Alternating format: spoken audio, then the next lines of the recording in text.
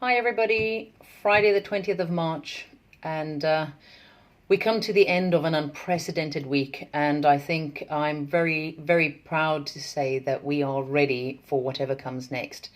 Advice services will be available on digital channels to people who need them, and we will have a discretionary number of face-to-face sessions available as well as home visits.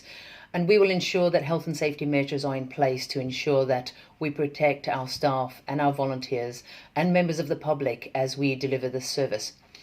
Social prescribing services will continue over the telephone, and we will make sure that people who are lonely and isolated are supported to find other ways, more inventive ways of addressing these issues than we were thinking, just 4 or 5 weeks back. So we're really having to think outside of the box, but a lot of this is already going on. In fact, there's digital choirs and all sorts of things that are happening. So we certainly are living in very interesting times. The volunteer driver service continues to transport people to important events and appointments, and the work that we're doing for the ambulance service continues as we take people for things like renal dialysis and other really important medical appointments. So all of that continues, and a huge thank you to all of the volunteers who are out there doing this really valuable work. The food parcel delivery service will start next week. We're having 200 food parcels arriving on Monday, which we will be able to take to people who are self-isolating and who don't have any means or ways of getting food. I think the important thing is to stress that this service is for people who don't have any other solution rather than because it's a convenience.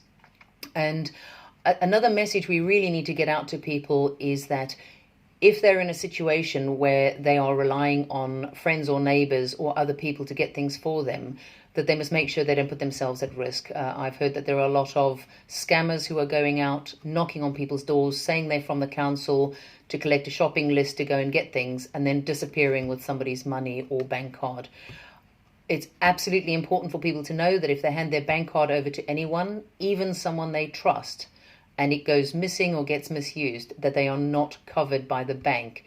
So they will lose all of that money. So it's absolutely crucial. And those are the types of people who could benefit from the food parcel service.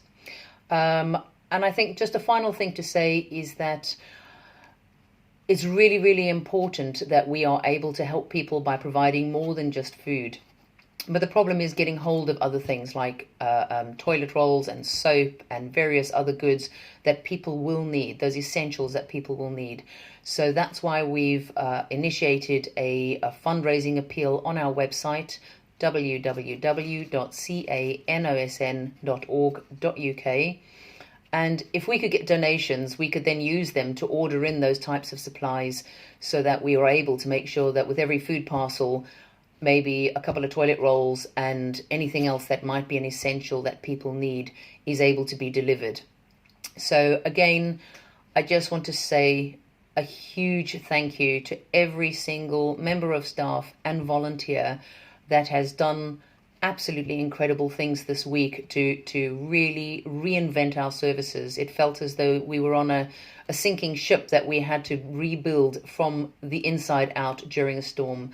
And we've done it, and we are there, and we're ready to go on and deal with whatever comes next.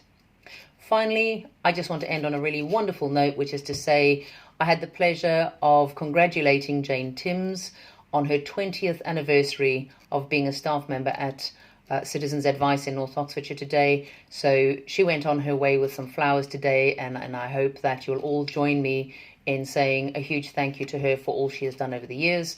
And I will speak to you next week. Have a good weekend and stay safe. Thank you. Bye.